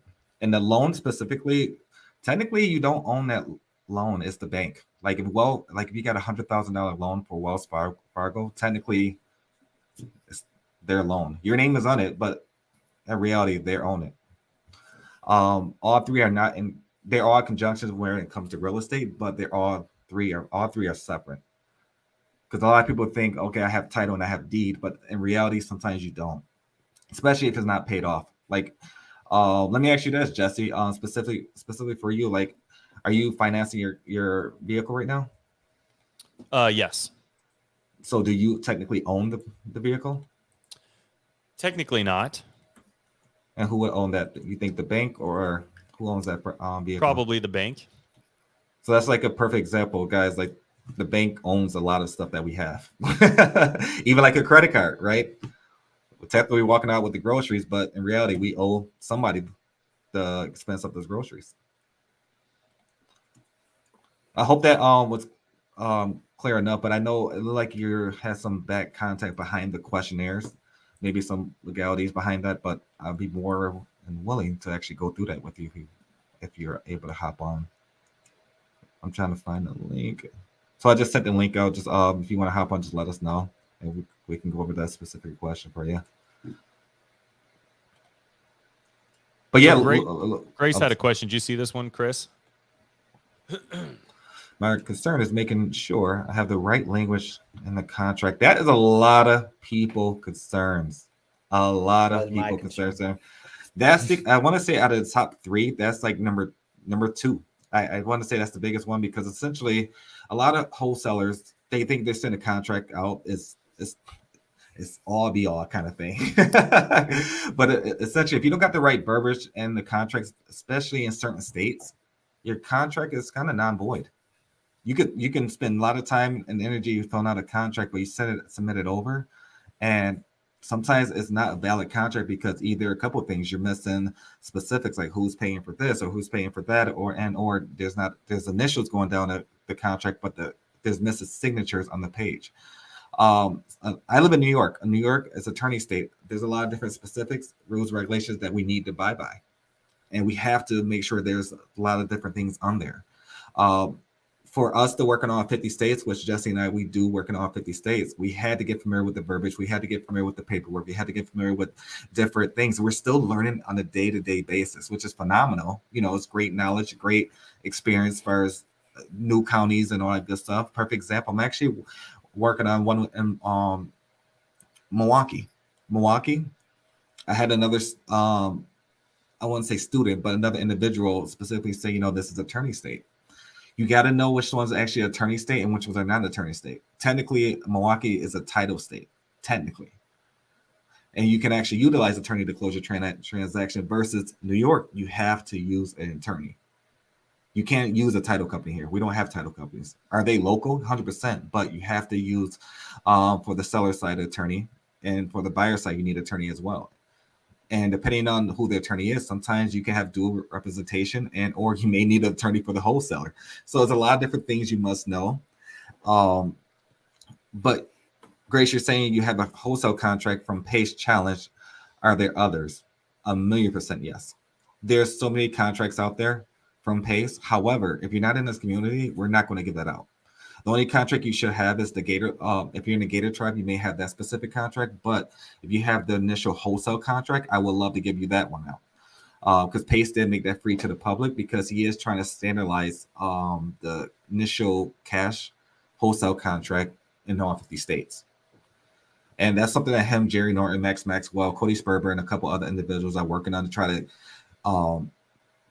just have one kind of centralized contract so everyone is familiarized with it. But of course, you're going to come across some attorneys who don't like to change or not open-minded to change and all that good stuff. Is it like hooking up to confirm the contract? Good. Send it, and I'm good. I'll see a couple weeks there. Yes, I think that's, if on the safe side, if you want to put somebody, like for instance, if you can reach out to myself or Jesse, like, hey, can you review this contract before I send it out? 100%. I would love to do that. We actually just did it the other day, right, Jesse? We just did it the other day. We did. I think it was yesterday, actually. Yep. It was one over in I believe it's Indianapolis, if I'm not mistaken. But yep. Yeah, 100%. We do it all the time. If you need TC work, that's a different conversation. But in regards to reviewing a document or something like that, 100%, we can review it all day, let you know what stuff we can put in there. There's a lot of verbiage you need in there. There's a lot of contracts out there specifically won't let you sign the contract. And a lot of realtors won't let you do so because, one, they've been burned by wholesalers, and a lot of wholesalers that, let's face it, guys, wholesalers is a bad name. It's a bad name. It's a matter of how we, adapt to it and actually overcome these kind of conversations. That's why it's good to always build rapport, credibility, and all that good stuff. And your name means everything. Like literally, Jesse and I, the way we do things, we make sure it's done with intentional, because essentially we don't want to mess up our reputation. Sebastian, I'm also looking for someone to send me comps to make more phone calls of someone. This is perfect. Sebastian, thanks for posting that. There's a lot of people in the comments that want to squat up. This is a perfect opportunity to put your names, not your name, your numbers, your Instagrams, whatever your social media may be, but put it out there. Squat up with each other, work with each other, and make money. And if you guys both have questions about something that you have on that specific deal, bring it to Jesse and I, and we can promise you we can get it to the finish line for you. That's why we're here. You guys need help calling sellers and agents and closing deals and snapping necks and cashing checks, man. That's why we're here. That's what we do, baby. We're here to win. We're here to freaking win. Let's go. Why aren't we working together? I'll also see with the contract thing. That was one of my biggest fears. I spent probably a month reading a bunch of different contracts. A month of just reading contracts. It was terrible because I just a perfectionist. And then basically my strategy now is the LOI isn't really anything. Like it's almost the same as like an over the phone offer, right? So then you send the LOI, and if they agree to it, then get the contract from like Jesse or Chris, right? Yeah. LOIs, so. A lot of people look for LOIs, but at the same time, contracts, spend the time I can relate to what you just stated, because when I first got in the industry, I failed at contracts. I had an initial attorney who used to say, I can't use this contract. I can't do this, to find out they're just not experienced. And not just that, they wasn't willing to teach me their way of doing things if I wanted to pursue to work with them in the future, right? And so I had to adapt to that and actually overcome and really start deep diving and understanding exactly, if I really want to learn how to do transaction coordinated work, I do got to understand there's going to be different legalities in each county, not just state, but each county. That's a big thing. A lot of people don't understand. They may use one standard contract, but some counties may have some different things that need to be put in the contract. And I literally took the time specifically to learn that. And it got to a point where I'm just going to go out there and create chaos. And every time I went out there and created chaos, I learned much faster, and I learned where it stayed within me. Like, I guarantee I won't ever make that mistake again, right? So those kind of things is a great thing to have. But I think that's, when it comes to contracts, just be careful, guys. Just because you sign, people always ask me, can you sign a contract on like a napkin? 100%. If there's two signatures on there, you can sign it. That's a completed contract. Allison asks, what's the best way to contact you for looking over contracts? Either whatever is best. Either my Instagram, email, thirdbindrei@gmail.com. Whatever is easier for you. If you want to send a contract over, I prefer email. What markets are we doing the elephant challenge in? We're doing the elephant. Initially, the elephant challenge is within Florida market. However, our business model, we do it all 50 states, to answer your question. So when we started off a couple months ago, we were just based in Florida. and then now we expand it to all 50 states because we want to make sure everyone's being taken care of, and not just that, we want to make sure everyone has a resource. Yes, it's just it's Jesse and I, but at the same time, we will make time to make sure you're not left behind. Just be patient. If we don't respond to a text right then and there, just give us some time, or shoot us a nudge like, hey, just question or whatever that may look like. But just please be patient. But 100%, all 50 states, we want to make sure everyone's being taken care of and getting their first deal, if not their 100th deal, whatever that may look like. 100%. Yeah, Chris and I are here to make sure that you guys get your first deal, and then your second deal and third deal, and get that traction, that clarity, and everything that you guys need. We don't want you to feel overwhelmed. We've had a lot of questions about contracts, and like Chris said, that's the second highest question that we ever get is regarding contracts. Listen, if you guys know that you're not good at contracts and you don't want to be good at contracts and it's just not a good use of your time, guess who does contracts? And then you guys can just go focus on putting more offers. If worrying about contracts and the wording and all that other stuff is keeping you guys from staying consistent, is keeping you guys from putting in 5 offers a day, then I would let somebody else do the contracts. And I would go focus on making more calls and getting in more offers every day and building those relationships. As you just saw with Luke, he doesn't have the time. You either have more time or you have more money. And those are the people that you go freaking partner with, man. If you don't got the time, go partner with somebody else who has the time. If you don't have time to worry about contracts and paperwork, go find somebody else to work with who does that. Chris and I are here to help in any way that we can. We want you guys to be successful, and like Chris said, man, we're doing stuff in all 50 states. So it doesn't matter what. Chris, how did you? Oh, did you send that on your phone? Yeah. Oh, I got all excited, man. Oh, dang, that's cool. Anyway, yeah, I digress. We're here to help in any way that we can, guys. Absolutely. And yeah, Josh, with the new time zones, and yeah, we're Eastern Standard Time. Sorry. We're supposed to start at 1:30 every Saturday, Eastern Standard Time. However, today we started around 1:45-ish due to technical difficulties with StreamYard. We're still working to get that fixed. Next week it will be up and running. I know it's a holiday week, so it's not going to stop us from doing anything. I know Thanksgiving's on Thursday, Black Friday's Friday, and Saturday we're back to normal. The business still got to run. And I want you guys, and that's a perfect. I want to touch on this a little bit. A lot of people develop excuses during the holidays, right? I'm not saying you have to work on Christmas Eve, Christmas Day, Thanksgiving, anything like that, but I do know people, and I'm not going to mention their name. They would take weeks off during the holidays, and then so I'll just start doing this when I come back. That those individuals, I don't distance myself from them, but at the same time, I know how much business I'm potentially going to do with them, right?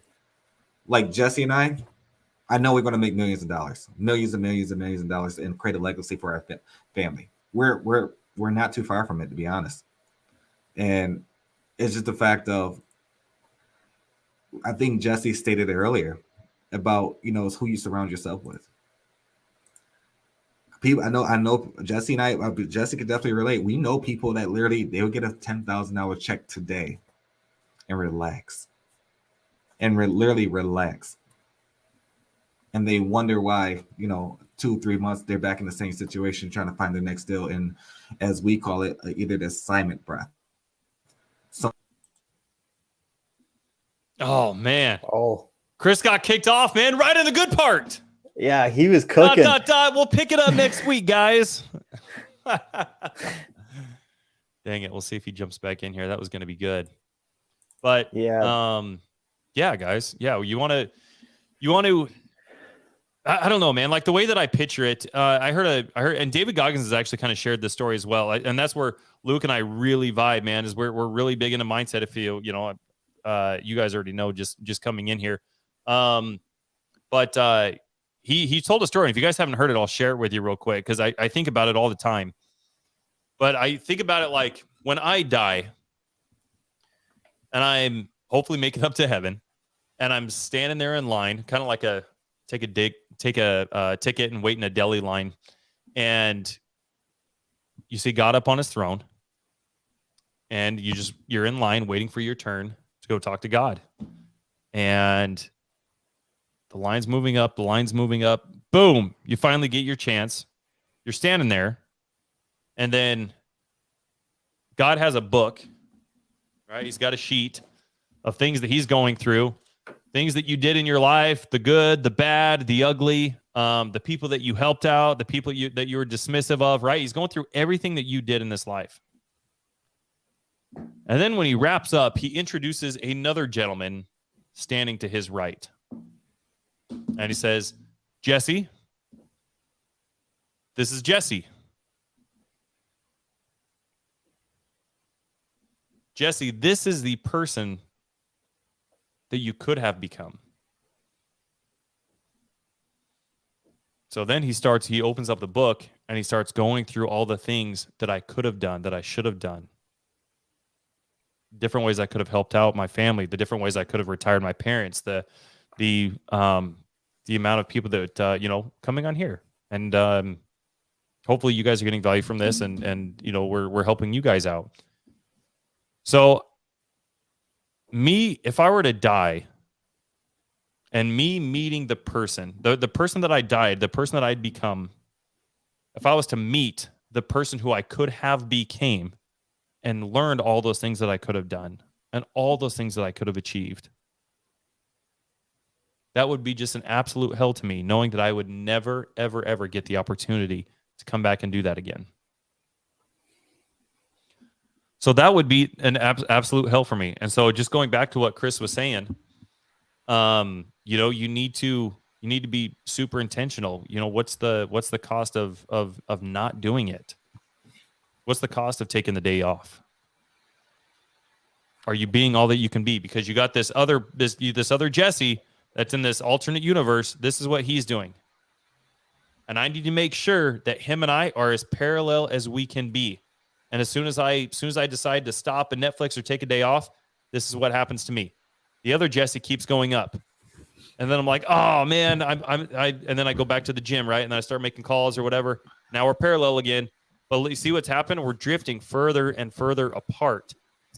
So in my head, any given second, I'm always thinking about that. Like, all right, what is the other Jesse doing? All right, I'm not going to put Seinfeld on right now because I know Jesse's out grinding. Jesse's out building relationships. Jesse's out building businesses. Jesse's out building, all these different things. So I always have that just in the back of my mind. I love that. Yes, he will ask you what you did with the gifts that I gave you. Thank you. I appreciate you sharing that. I'm back, guys. So sorry about that. He's back, dude. We all thought we was going to have to dot. We'll continue next week. Tune in next week to find out what happens. But Boris, not for sure what happened. My computer completely shut down and then restarted itself. But long story short, just having the fear. If you guys, I really want you to relinquish that fear. Fear will literally, really, really keep you in the same position 6 months from now, a year from now, 5 years from now. And that's why I keep telling people, I really, really, really, after reading, not reading, I'm sorry, it was Robert G. Allen. He did a live with us within a private community and all about fears. And the one thing that really stuck out to us was more so, that just hit me really bad. That was actually emotional Zoom for me specifically because, yes, he talked about fears. He talked about other things, related to fears within real estate. But one thing that really stuck out to me that I want to, state to you guys is, how much money are you really losing or not making a day because you're being fearful? How much money are you really losing? There's people on this on Facebook, YouTube, or wherever you watch it from, that's probably comfortable at maybe $60,000 a year, $100,000 a year, or maybe $200,000 a year because they're facing fears. And it got to a point where you think about it, you're really holding yourself back on a daily basis. I know I was because I was afraid to get on phones. After I listened to the entire live, after I started reading about some of the things he was doing in his life, as he opened up about what he'd been through, I was really holding myself back. Coming from a hospitality restaurant industry, thinking that $60,000, $70,000 a year is great. In my eyes, that's not shit now. You can receive a $60,000 to $70,000 check right now by selling one property. But the way people see it, that's like Jesse mentioned earlier, actually, like people are raised to think having $100,000 is the goal. That's it. You made it. And in reality, did we really make it? And you really got to a point where, like, what's really the objective here? What is really the objective? Like, when I first got into real estate, I wanted to make $5,000 a month and be comfortable. To find out that's nothing. To find out that's nothing. You know, then talking to Pace and Cody and at the mastermind when we were in the hot seats, to find out my standard minimum should be $15,000 a month. And even then, that's still low, right? But it's more so building blocks where you have to go through these obstacles to get through what you're trying to get to long term. And you need that community behind you. I would not be where I'm at today if I wasn't around the right people. I'm making more than I ever made working in the hospitality restaurant industry. And I was in the hospitality restaurant industry for 9 years. 7 years as a GM, 2 years as a director of operation. I thought I was doing a damn thing, but I wasn't. I was actually doing myself a disservice for myself and my family, because not understanding, like, okay, is my family really going to be able to live off this? Like, because at the end of the day, I want to do a lot of stuff for my family. I want to do a lot of stuff. Hell, I can only imagine what Jesse wants to do. He got a whole army over there of 4 kids, 2 dogs, and all this other people. but it's just a matter of, like, you got to think about if $5,000, is that really enough? If I had that mentality right now, is $5,000 a month enough to feed 4 kids that Jesse has? Two dogs and, you know, the wife and all that good stuff. It's a lot of different things that you guys really got to take in consideration. A lot of people don't understand, like, once you relinquish that fear, you're going to make a lot of money. You're going to open a lot of doors. You're going to walk through a lot of opportunities that it's going to be surreal until you actually go through it. But imagine receiving a $19,000 check. Imagine receiving an $11,000 check. Full disclosure, I just received an $11,000 check last week. Literally last week. Went into the account, life goes on. Where's the next one? Versus a lot of people will receive an $11,000 check and just settle on that for months or weeks, whatever that may look like. You can't settle for less. If you're settling for less, you can't beat around me. I'm just being honest. Because I'm gonna surpass what you're potentially doing on your side of things. I'm gonna keep going up, and I'm not gonna stop going up. It's because the sky is the limit, right? At the end of the day, you know, if you keep long story short, I guess, make a long story long. More so, it's just the fact of, like, put yourself around better people to go through different doors that if you wouldn't do it a year ago, you wouldn't do it now. Because essentially, myself a year ago is not the same person. Like, if I told you guys how much I used to make versus now, you wouldn't believe me. You wouldn't believe me. And the fact of this, please, I just want to say, relinquish that fear. You know, Robert G. Allen is an amazing one for me. I know there's other ones out there. I know I relate back to him because that personally resonated with me. Those hours and hours and hours of, you know, conversations that he had when I was just not with just us listening through the live Zoom, but also talking to Pace and all these other different things. And it's kind of hitting me right now, like, damn, like, I really could be in a worse situation, but I'm truly, truly thankful for where I'm at on a daily basis. I'm very humble. I'm very, you know, I'm not one of those flashy individuals or anything like that. I don't need all the shine and anything like that. I don't need the house. It's just a lot of people out there, they get these big checks and want to buy the whole world, right? No, why? You know what I will say, though? Well, I will say, I'm not going to let you off the hook, Chris. He does get some premium ice cream with his checks. Yeah, that was no bottom shelf for this guy. And yeah, that was actually very good, though. That was very good, actually. But Absolutely, guys. They just, surround yourself with the right people and make money. Corey, I heard Pace mention in a previous Zoom when offering on the MLS listing, you have to use a standard real estate commission contract on a Pace contract with an addendum. Yes and no. Yes and no. I do a lot of transaction coordinating work, and I personally use Pace's contract, and without the real estate commissions contract. Now, have it ever brought up, and I had to switch it and use the addendum 100%. However, the only reason that's going to ever be brought up is if the realtor is not familiarized with Pace's contract. That's the only time that will happen. If they're not familiarized with some of the verbiage or the terminology, they're going to want to switch it. And I totally get it. I'm currently doing that right now. And the property, literally in Phoenix, Arizona, we have a gentleman. He's actually a realtor of his own property and a homeowner. He did a full remodel. A gorgeous duplex, got a studio in the back. Is actually going to be 2 trailers on the left-hand side that we're going to make an Airbnb. But for that specific one, we have him do a cash out refi, and literally he's actually going to draft up the paperwork, and we're going to put Pace's contract in place, but we're going to put it under addendum. So that's actually a perfect example where, yes, you have to do it on that specific thing because he never heard of it. But that's a little bit more of a higher level conversation as far as like what we're trying to do. It's more so we're taking over the seller agreed to do a cash out refi in the property. We're actually going to take the cash out refi over subject to and take over the property. So basically going to be no money out of our pocket. He wanted us to put $150,000 down, but we're not going to do so. But yes, I run into it all the time. There's more so if the realtor not familiarized with it. That's the only time.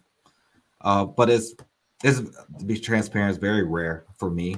I think I probably did it like twice out of all the contracts I ever sent out. So good question. Good question. Thank you for the question, Corey. Let's see. I do remember some great questions, by the way. Keep them coming.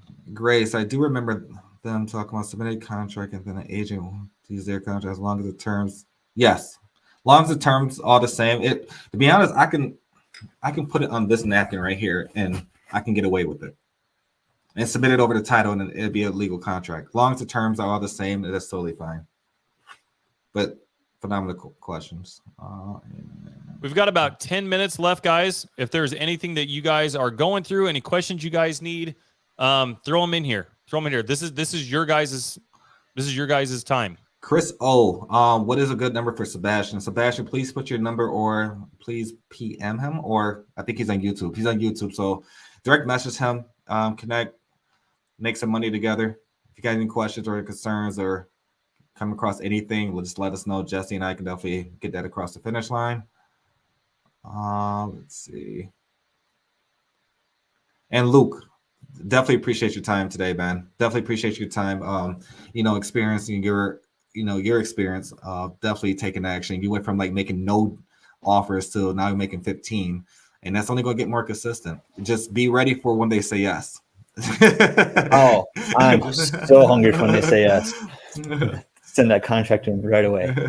After you look at it. L says I don't know how to make an offer. Luke, how about you take this one? How do you make an offer? Yeah, how do you make an offer? Like after you call the agent and get the info. Well, Al's asking, I don't know how to make offers. Okay. First, find time to find any home on Privy.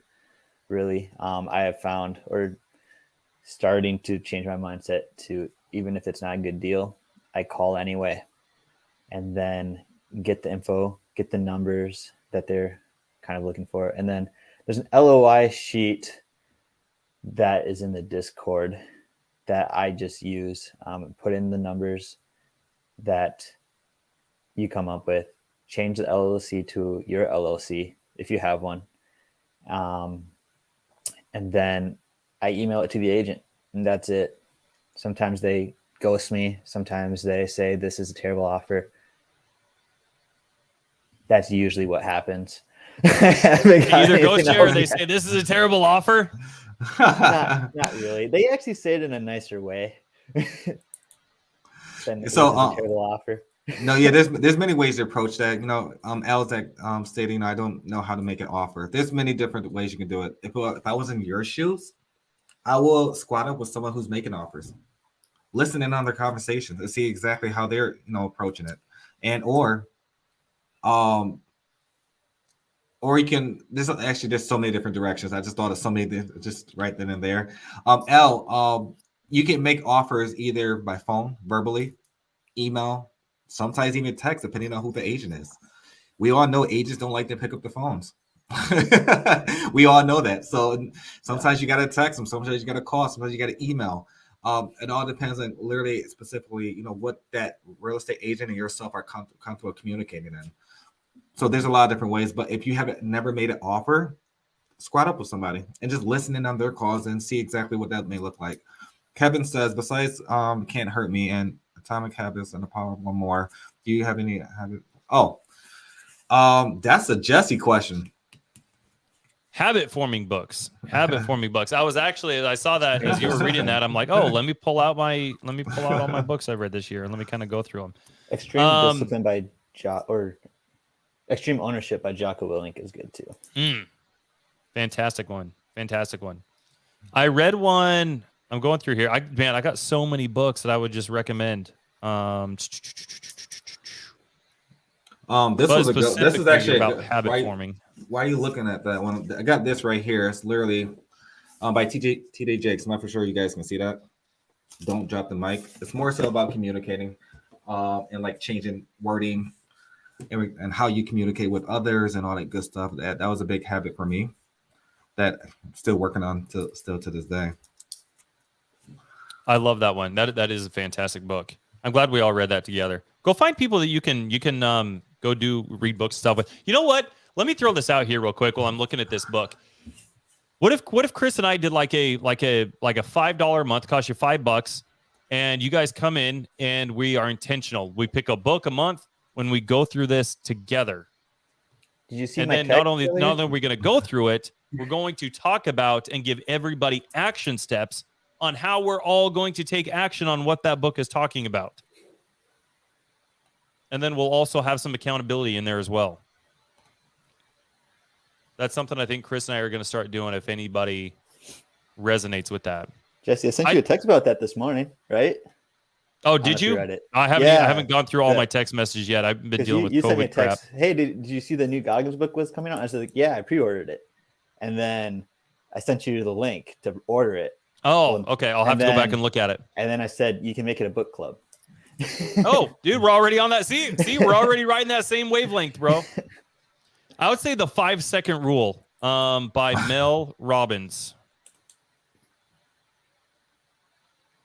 That was a good habit forming book, I think. It's a good way to kind of give yourself a different way to think about things, making decisions, and just going for it. I mean, I got tons of books to recommend, but specifically we're talking about habit forming. The 5-second rule. That's mine. Sebastian, I think I probably need a little bit more clarity on this question. And it's not making for the deal, but did you have a property with a blank loan?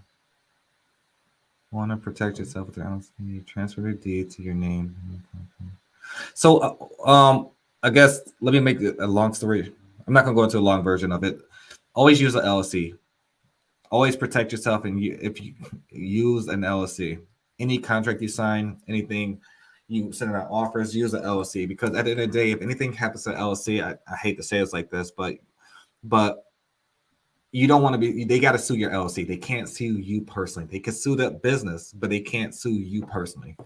So, Sebastian, just always use your LLC for protection. I hope that answered your question. If I'm interpreting it right, I want to say and I don't know if this is what he's getting at, this is just the way I'm reading it. It's almost kind of like, let's say your own property. Let's say you own a personal property in your own name with your family and everybody's living in it.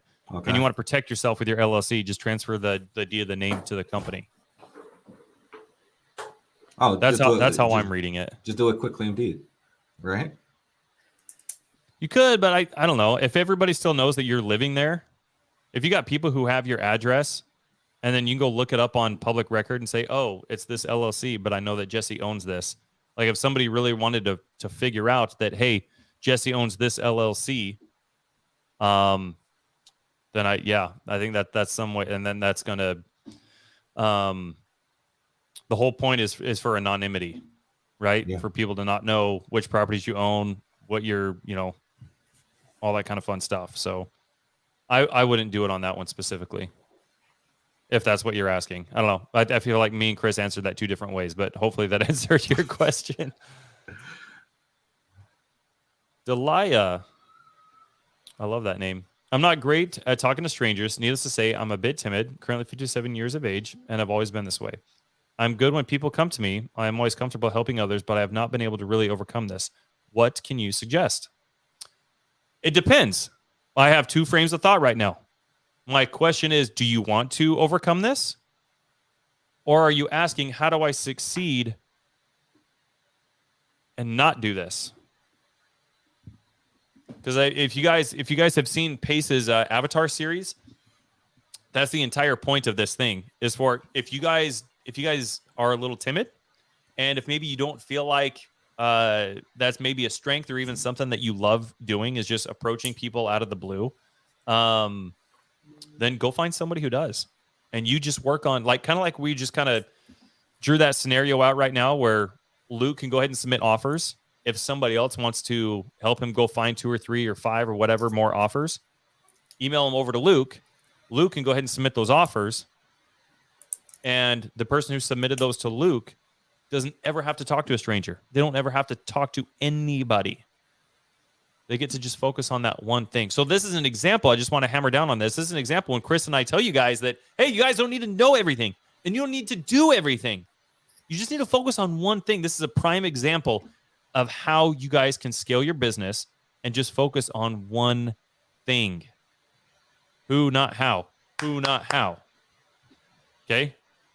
So, Delia, I'm not sure if that answers your question. If you don't want to talk to strangers, you absolutely don't have to. You can JV with other amazing people like Luke, who love talking to people.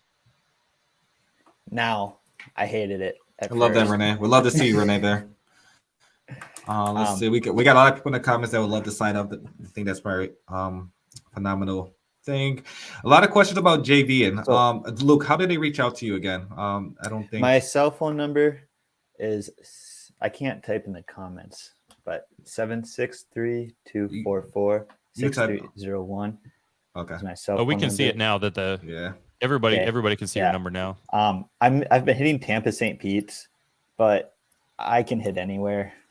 It doesn't matter. I'll call anyone. But I mean, everyone kind of knows my schedule now. So if anyone wants to hop on Zooms and call between 5 and 6 Central Time, let me know. Like, I'll be calling then. It's not too much more work to put up a Zoom and we can call. I mean, I'm going to be honest. Am I great at it? No. Have I completed a deal? No. Am I making the steps towards it? Yes. So if that would help you out, let me know. And then I can kind of be like, here's the LOI I'm sending. Like, it's nothing fancy. It's always except for I send them sometimes late at night.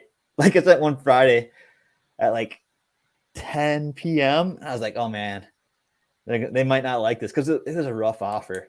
And I'm gonna be living in this agent's head all weekend. I'm renting space there for free. Yeah. Absolutely. Yeah. Paul, amazing. 100%. About paperwork. Just squad up with sub-2 students. We have every document that's needed to in all 50 states. Literally all 50 states. We're going to guide you in the right direction. Make sure you ask the right questions and all good stuff. Just always provide value. Just never try to take. Always lead with value. So I just want to throw that out there as well. And just guys, this just popped up in my head right now. When you do reach out to sub-2 students, and mastermind students, or anything along those terms, we all have our businesses, right? But at the same time, just please be very, very patient. Be patient. If you do shoot us a text, just realistically, I'm just going to set the expectation. You won't get a text back in less than 30 seconds. It's not going to happen. There's people that will text me and literally specifically, ask a question, and all of a sudden, like 20 minutes later, put a question mark, and then an hour later, question. It's just a matter of Jesse and our day is really met with intention, and it's very intentional where we literally time block everything. We're not ignoring you. We want to make sure we get back to the message, but we literally have blocked out meetings, Zooms that we conduct on a daily basis, and that's no exaggeration. We spend about a minimum of 30 to 40 hours a week on Zooms. And these are not bullshitting. See, I shouldn't. Damn, can we curse? That's probably We what we can got. curse. Okay. Yeah, this is We don't spend our time BSing around Zooms. It's met with attention. That's how we get a lot of our private money lenders. We're getting a lot of other partnerships, and it's a lot of different things that we're working on. So I just want to say, just be patient. It's like for us, if we send you, we call or text you, we don't expect you to pick up right then and there. We know you got your own lives. Unless you send us something that the inspection period ends like tomorrow. Yeah, then blow our phones up. Like, hey, whatever that conversation may look like. Josh Smith, is the offer to reach out for some mindset and business talk still available? 100%. Absolutely. 100%. I think we got that. I can put it right here. There we go. So right here, this banner on the bottom, guys, this is the link.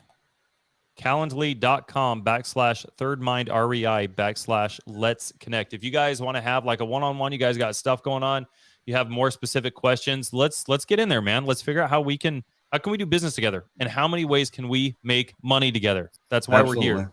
Absolutely. And just to touch on that a little bit, guys, when you do book it, it is a Zoom call. It's not a phone call. It is a Zoom call. And if you guys are not going to make it, that's totally fine. Just reschedule. We understand. Let us know, though. Yeah, please let us know. Do not, because like Chris said, and somebody asked this question, and we went kind of through Luke's day, but just so you guys know, like Chris and I, we wake up at the same time every day. I think I told you guys already. I wake up at 3 a.m. every day. I go to the gym, I meditate, I read a book, I'm in meetings, I blah blah blah blah blah blah. Right, and it's structured, and it's the same thing every single day. And you have to. That's how it has to be. You have to be consistent. Luke's day is the same thing every single day. Chris's day is the same thing every single day, to include these Zoom meetings. So if you guys reach out to us on our Calendly, these Zoom meetings are scheduled the same time every single day. Myself, Chris, and our other partner, Colin, we are building our schedules around having these one-on-ones with you guys. Do not book a call and not show up. Okay, it goes back into where we're talking about earlier. Like you guys need to be trading these meetings right here. These Facebook groups, everything that you're a part of. You need to think of it like you're going into a board meeting with other business professionals. And every time you are given the opportunity to say something, that's literally all eyes on you. Are you going to waste your comment? You're going to waste your time either not showing up when it's your turn to speak, or waste it criticizing, condemning, or complaining. That's how you guys need to think about that. Because anytime I see that on Facebook, or anytime somebody books a call with us and just does not show, that's okay. Silver lining is, though, Chris and I know, hey, we're not doing business with that person. Guys, we're not saying that you can't cancel. Okay, I just want to hammer down on that. Life happens. We get it. But give us the courtesy of a heads up so we can adjust our schedule or fill that in, because we have dropped everything so you have our complete, full, and undivided attention. So I just wanted to hammer down on that. Renee, I'm grabbing a link for you right now. I'll put it in the side chat in 2 seconds. I'm just gonna plug in right here. Oh, Renee, it should be on the side right here, or you should be able to see it scrolling across the bottom of the screen. But I'll read it out loud real quick. Calendly.com/3RD mind REI third mind REI /let's connect. And I'm just going to throw out there, if anyone wants a workout program, let me know. Disclaimer, not a personal trainer, just been doing this forever. Oh, but Luke, if you want, like, no one, I'm not saying you have to work out, but if people want to get into that habit, let me know. I have like 8 programs I've programmed throughout my years that have been pretty good. And I would love just to give them to people because I think part of just having no fear is just being confident in yourself. And for me, that comes from being as healthy as I can be. I love that. Well, I'm definitely going to be hitting you up, man. Thank you. Thank you Yeah, for putting I that already out there. sent Really my appreciate playlist, Jesse, because Taylor Swift. Hey, it wasn't Taylor Swift. Okay, first of all, Oh, Katy Perry. it was Katy Perry. Okay. Okay, don't disrespect me on my show like this, Luke. I thought, but then I thought about it, right? And I was like, if you can move a bunch of weight listening to Katy Perry, that's an alpha move. I agree. I've wrestled in the pigs. Okay, now I'm wrestling elephants. Yeah, there you go. And I'm doing it while listening to Teenage Dream. But we definitely appreciate everyone that's watching, and definitely, again, sorry for the inconvenience in the beginning for the technical difficulties. We're going to work on it to make sure next Saturday is a smooth transition. We're trying to full disclaimer, we're trying to get our Zoom to connect with our lives and all that good stuff, and it's just a lot of behind the scenes things we're trying to make sure it works. But long story short, thanks again, much appreciated. Luke, thanks for coming on here and sharing your experience and facing some of your challenges that you're going through. And guys, you had some amazing questions today. Definitely I think we're going to have a special guest next week. I'm not for sure if it's next week or the following week, but I've just got to verify the calendar and see exactly what day it's in. But you guys are going to be pretty impressed with this one. So yeah, thanks again, Luke. Thank you again, and thank you all for bearing with us. Have a good one. Thank you guys. Really appreciate you guys everyone. all being here and spending some time with us. Absolutely. Have an awesome rest of your day. Let's get it.